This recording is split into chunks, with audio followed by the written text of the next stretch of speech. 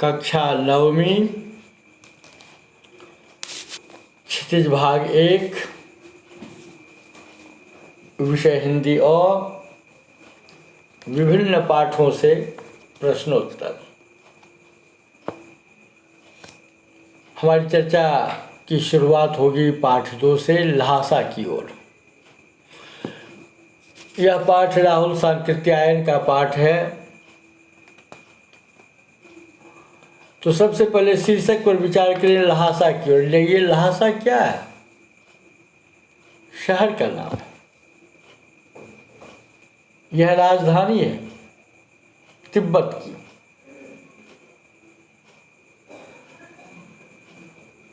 यह किस प्रकार का पाठ है? इसकी विधा क्या है? इसकी विधा है यात्रा वृत्त या यात्रा वृत्तांत, सफरनामा जो कहिए। यह पाठ कहाँ से संकलित है? ल्हासा की ओर पाठ कहाँ से संकलित है? लेखक की एक रचना है प्रथम तिब्बत यात्रा, उससे संकलित है। और यह पाठ लिखा गया पहले पहल 1929-30 के आसपास की आप कह दीजिए 1929-30 में।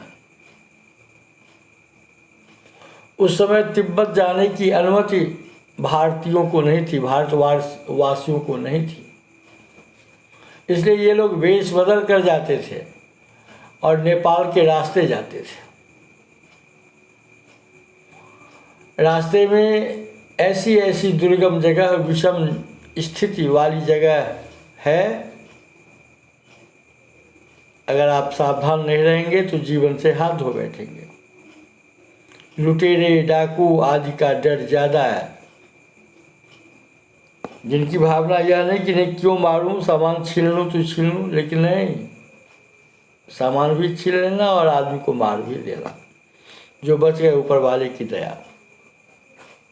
इसलिए लेखक राहुल सांकृत्यायन जब तिब्बत की यात्रा करते हैं, ल्हासा की ओर जाते हैं, तो छद्मवेश में उस यात्रा में इनके सहयात्री हैं सुमित प्रज्ञ। यह उनके नाम के अर्थ के आधार पर राहुल सांकृत्यायन ने रख लिया है। लेकिन उनके सहयात्री जो सुमति प्रज्ञ थे वो मंगोल के बौद्ध भिक्षु थे और मंगोल भाषा में उनका नाम अद्भुत था। क्या अद्भुत? लोबजंग शेख। यह मंगोल की जो भाषा है उसमें लोबजंग शेख, और जिसका हिंदी अर्थ है सुमति प्रज्ञ। सुमति सुंदर बुद्धि, प्रज्ञ प्रज्ञा से युक्त, चेतना से युक्त, बुद्धि विवेक ज्ञान से युक्त, निर्मल मेधा। जहाँ भेदभाव नहीं हो, मनुष्यता हो, भाईचारा हो, करुणा हो, दया हो, क्षमा हो, ये भाव हो। तो सुमति प्रज्ञ का मंगोल के आधार पर, मंगोल संस्कृत के आधार पर नाम था लोबजंग शेख, जिसका हिंदी अर्थ है सुमति प्रज्ञ। लेकिन सांकृत्यायन जी सुविधा के लिए केवल सुमति सुमति ज़्यादा प्रयोग करते हैं, उल्लेख करते हैं। तो ल्हासा की ओर पाठ जो है सो यात्रा वृत्तांत है, और ल्हासा तिब्बत की राजधानी है। यह जो पाठ है ल्हासा की ओर, लेखक राहुल सांकृत्यायन जी, उनका यह पाठ जो लिया गया है सो प्रथम तिब्बत यात्रा से, यह 1929-30 के आसपास लिखा गया था। लेखक उस समय छद्मवेश में गए थे तिब्बत भिखमंगे के भेष में, और सुमत के कारण उन्हें सुरक्षित जगह, अच्छी जगह ठहरने के लिए मिल गई थी। इन्होंने अनेक बौद्ध धर्म की पुस्तकों को संकलित किया, उसका रूपांतरण किया, उसे लिपिबद्ध भी किया, उसकी सुरक्षा संरक्षा मतलब संरक्षण का उपाय भी किया। लहासा की ओर जाने के क्रम में सांकृत्यायन जी को कई दुर्गम रास्तों से गुजरना पड़ा। इसका वर्णन सांकृत्यायन जी रोचक शैली में करते हैं इस पाठ में, इस यात्रा वृत्तांत में। और सबसे बढ़कर उस जमाने में तिब्बती समाज कैसा था, इसका भी मनोरम वर्णन है। वहाँ आज़ादी थी, आप कहीं किसी के यहाँ जा सकते थे, आ सकते थे। मान लिया आप कहीं जा रहे हैं, आजकल की तरह चाय की दुकान हर जगह नहीं मिलती थी उन दिनों, और लेखक इसके आदी थे, अभ्यस्त थे। तो वही नहीं, और भी जो भी लोग चाय पीना चाहते हो और बनाने की सामग्री ना हो, दुकान ना हो सुलभ, तो आप किसी के घर जा सकते थे और उनको सामग्री देकर आप चाय बनवाकर पी सकते थे। आप स्वयं भी उस घर में जाकर चूल्हे पर, है ना, आप मन लायक चाय तैयार कर सकते थे, कोई रुकावट नहीं थी। लेकिन हाँ, निम्न श्रेणी के भिखमंगों को तिब्बत निवासियों के घर में जाने का आदेश नहीं था। कारण ऐसे निम्न श्रेणी के लोग चोरी में लिप्त रहते थे, तो वहाँ के लोगों को लगता था कहीं हमारे घर में ये चोरी न कर लें, इसीलिए सावधान रहते थे, बल्कि टपने ही नहीं देते थे निम्न श्रेणी के भिखमंगों को। चाहे आप अपरिचित हो परिचित हो। तो उस समय का समाज तिब्बत का बड़ा अच्छा था। आप अपरिचित हो फिर भी आप किसी के घर जा सकते थे और वहाँ घर की महिला से आप निवेदन करके चाय बनवा सकते थे।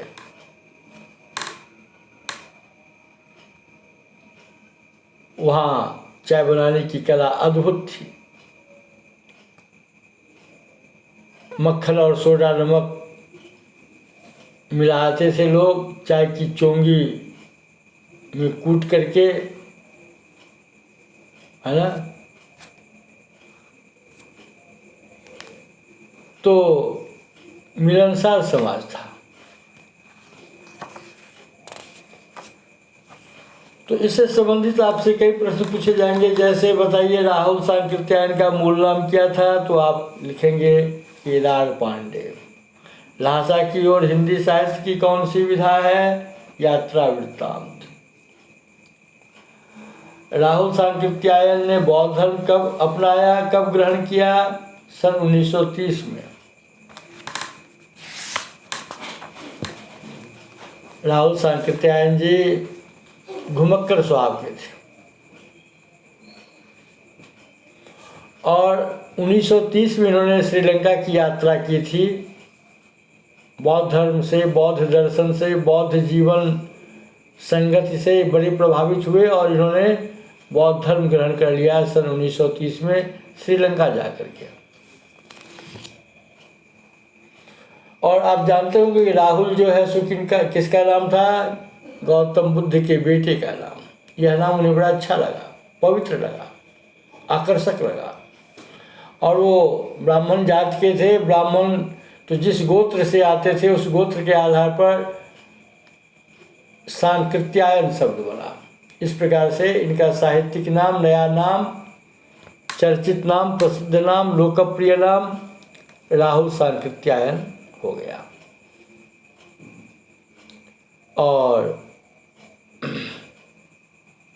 इनका मूल नाम केदार पांडे कहाँ दब गया, कहाँ छिप गया, पता ही नहीं चला। इनकी प्रारंभिक शिक्षा काशी में हुई, आगरा में हुई, फिर लाहौर में हुई। 1930 में बौद्ध धर्म स्वीकार किया, इन्होंने ग्रहण किया श्रीलंका जा कर के। और उसके बाद से बौद्ध धर्म ग्रहण करने के बाद से इनका नाम राहुल सांकृत्यायन हुआ। पहले ये केदार पांडे के रूप में ही जाने जाते थे।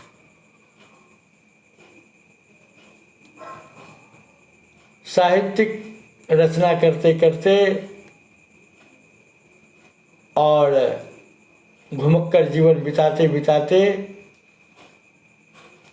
सन 1963 में इनका प्राणांत हो गया।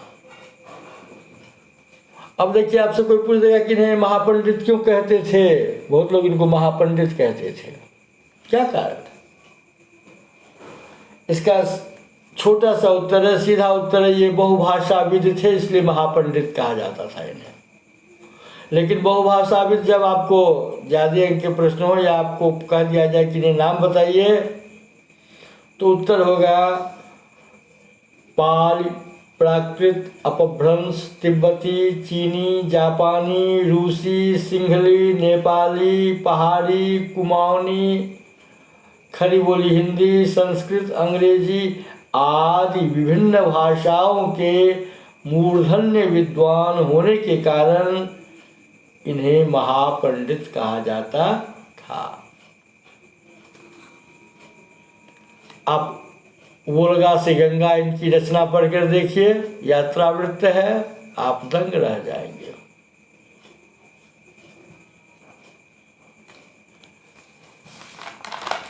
अब देखिए, यात्रावृत्त लेखन में इनका जोड़ा नहीं है। आपसे पूछ देगा कि राहुल सांकृत्यायन किस प्रकार के लेखन में अन्यतम स्थान रखते हैं या रखते थे? उत्तर होगा यात्रावृत्त लेखन में ये अद्वितीय थे। इन्होंने पाठ में एक जगह लिखा है, कुची कुची एक पैसा। वही डाणा, थोंगला आदि इलाकों में जहाँ लुटेरों का, डाकू का ज़्यादा डर हुआ करता था और है भी, तो वहाँ लोग भेष बदल कर जाते थे, भिखमंगे के भेष में जाते थे, ताकि ऐसे लुटेरों के द्वारा ये पहचान न कर लिए जाए, है ना। तो सुमति प्रज्ञ जो लोभजंग शेख था, मंगोल बौद्ध भिक्षु, है ना, उन्होंने ही इस प्रसंग का जिक्र किया है, कुची कुची एक पैसा। ये कुची कुची क्या है? शब्द एक ही शब्द दोहराया गया समान अर्थ में, तो वहाँ पुनरुक्ति प्रकाश तो हुआ, लेकिन इसका अर्थ क्या है? कुची कुची का अर्थ है दया दया, और उसके बाद एक पैसा, तो आपको जोड़ दें, कुची कुची एक पैसा का अर्थ हो गया दया दया एक पैसा। और यह जो पाठ है लहासा की ओर ये संकलित है लेखक की रचना प्रथम तिब्बत यात्रा से। पहली बार जो उन्होंने तिब्बत की यात्रा की थी वो नेपाल के रास्ते की थी, क्योंकि उस ज़माने में भारतीयों को, है ना, तिब्बत की यात्रा की अनुमति नहीं थी, यात्रा वर्जित थी। अब तिब्बत यात्रा के क्रम में लेखक के मित्र कौन थे? तो उत्तर होगा सुमति प्रज्ञ, आप मंगोल बौद्ध भिक्षु, लोभजंग शेख भी उत्तर के रूप में लिख सकते हैं। ये डाड़ा थोंगला, इसमें कहते कि डाड़ा का क्या अर्थ है? ऊंची जमीन। अब इसके बाद हम लोग देखेंगे अगले पाठ से, सांवले सपनों की याद, जिसके लेखक हैं जावेद हुसैन साहब। आप इसकी भाषा को देखेंगे, इसके भाव को देखेंगे, तो इस चौथे पाठ में सांवले सपनों की याद में लेखक जावेद हुसैन के पाठ में आप गौर करेंगे कि इसकी विधा क्या है। तो आप कहेंगे सांवले सपनों की याद पाठ की विधा है संस्मरण। तुरंत इससे जुड़ा हुआ प्रश्न, सांवरे सपनों की याद किस शैली में लिखित है? डायरी शैली में।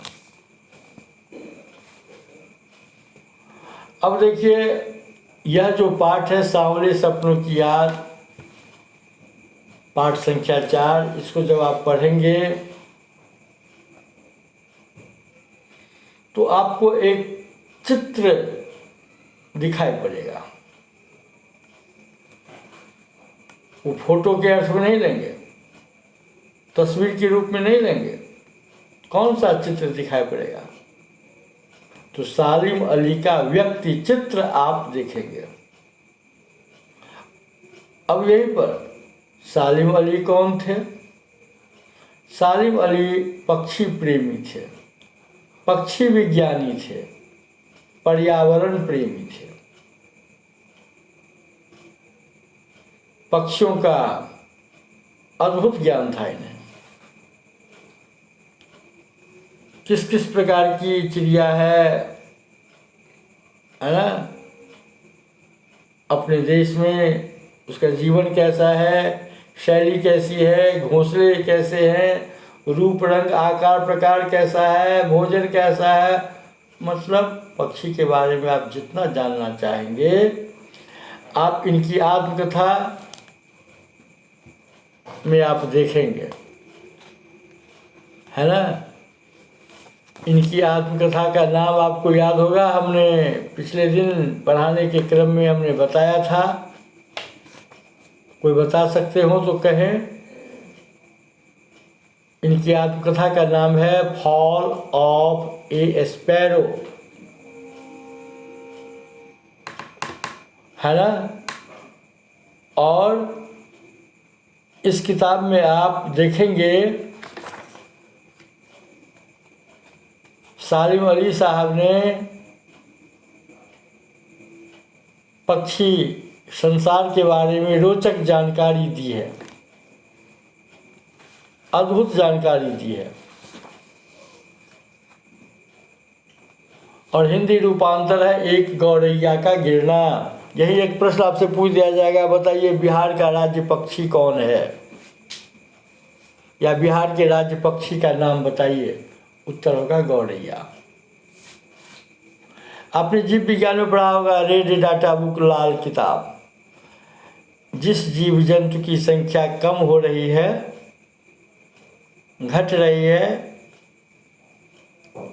लुप्तप्राय हालत में आ गई है संख्या, तो ऐसे जीव जंतुओं का नाम रेड डाटा बुक, लाल किताब में लिखी जाती है, ताकि इनके संवर्धन, इनके संरक्षण के लिए प्रयास किए जाएं। और जब सालिम अली की चर्चा अभी की जा रही है तो आपसे पूछ दिया जाएगा, बताइए सालिम अली ने किस वैली की चर्चा की है? साइलेंट वैली की। साइलेंट वैली कहाँ है? केरल में है। क्या चर्चा की थी इन्होंने? रेगिस्तानी हवा के झोंकों से बचाने की चर्चा की थी, अनुरोध किया था। किनसे किया था अनुरोध? तत्कालीन भारतीय प्रधानमंत्री चौधरी चरण सिंह साहब से। उन्हें मालूम था, पता था सालिम अली साहब को कि चौधरी साहब अर्थात चौधरी चरण सिंह साहब तत्कालीन भारतीय प्रधानमंत्री मिट्टी से जुड़े नेता, किसान नेता, आम जनता के नेता, और उन्होंने इस दौर को देखा है, बल्कि भोगा है। इसलिए सालिम अली साहब तत्कालीन भारतीय प्रधानमंत्री चौधरी चरण सिंह साहब से केरल की साइलेंट वैली को बचाने के लिए, किससे बचाने के लिए? रेगिस्तानी हवा के झोंकों से बचाने के लिए अनुरोध किया था। यद्यपि चौधरी चरण सिंह साहब की सरकार ज़्यादा दिन नहीं चली थी, है ना, अपने देश में, इसलिए कदाचित वह सालिम अली साहब के अनुरोध को पूरा नहीं कर पाए। लेकिन लोग कहते हैं जहाँ चाह वहाँ राह। सालिम अली साहब ने अपने दमखम पर अपनी इच्छा की पूर्ति कर पाए।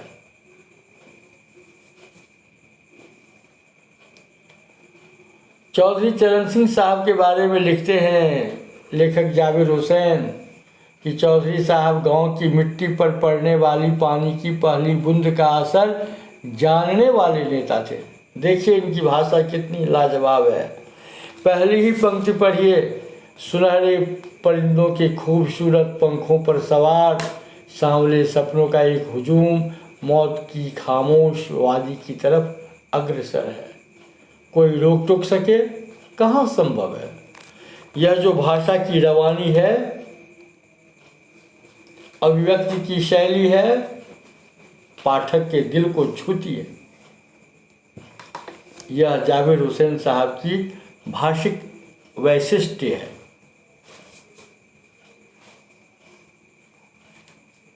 अब आपसे पूछेगा कि सांवले सपनों की याद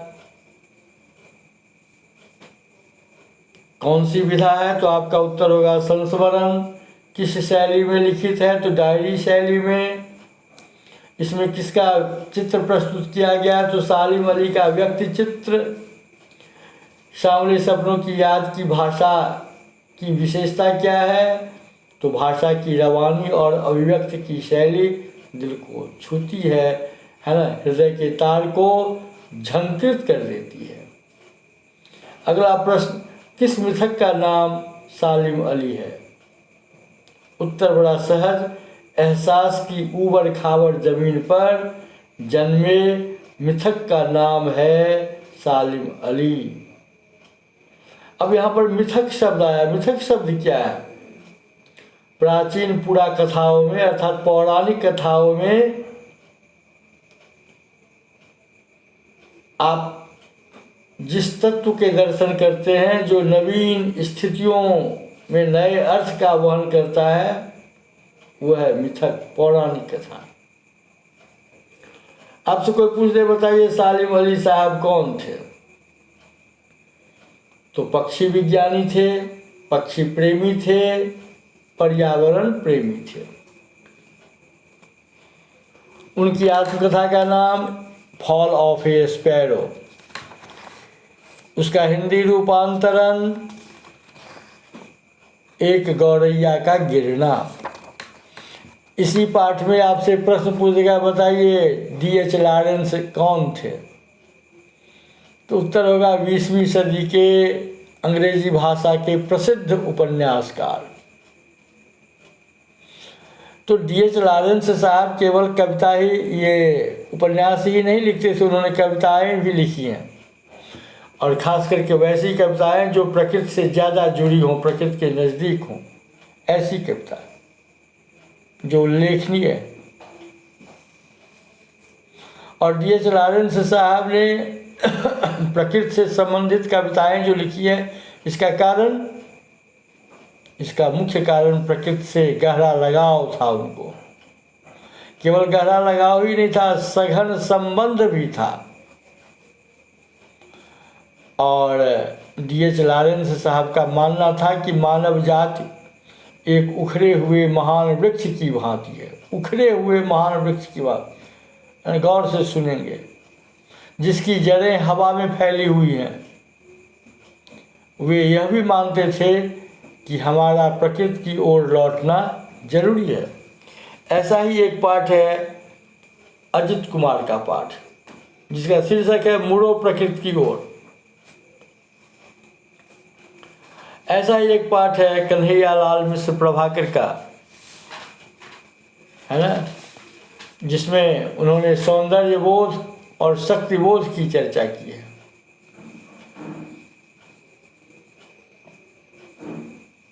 तो इंसानियत की दृष्टि, रागात्मक विचार, जीव जंतुओं के प्रति संवेदना, सहानुभूति, संरक्षण की भावना, संवर्धन की भावना, ये होना चाहिए। और जब D.H. लॉरेंस कि पत्नी फ्रीडा लॉरेंस से पूछा गया था D.H. लॉरेंस की मृत्यु के उपरांत कि आप अपने पति के बारे में कुछ बताइए।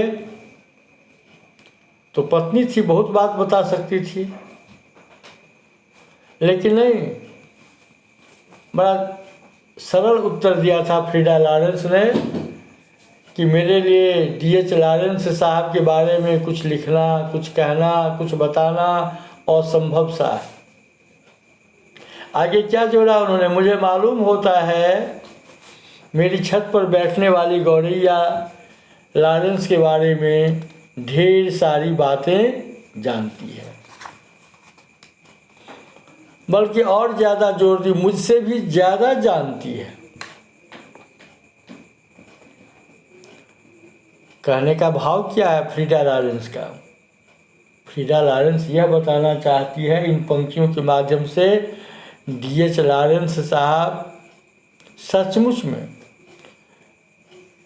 इतना खुला खुला और सादा दिल इंसान थे जो आजकल मिलना, है ना,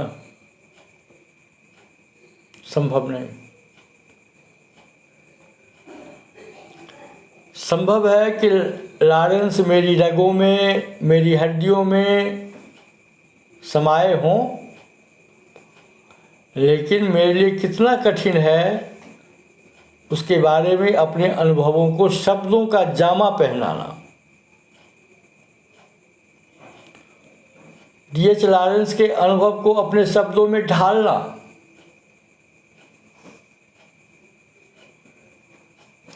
इसलिए उन्होंने कहा कि मुझे यकीन है मेरी छत पर बैठी गौरैया उसके बारे में, अर्थात D.H. लॉरेंस के बारे में और हम दोनों ही के बारे में मुझसे ज़्यादा जानकारी रखती है।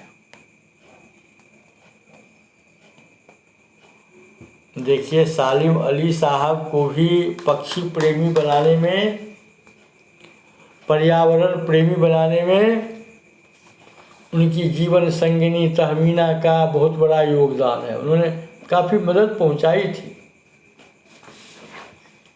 तहमीना बचपन के दिनों में, स्कूल के दिनों में सालिम अली साहब की सहपाठिन थी। वो एक ही साथ पढ़ते थे, एक ही वर्ग में थे, लेकिन जब जीवन साथी चुनने की बात आई तो सालिम अली ने तहमीना के हाथ थाम लिए।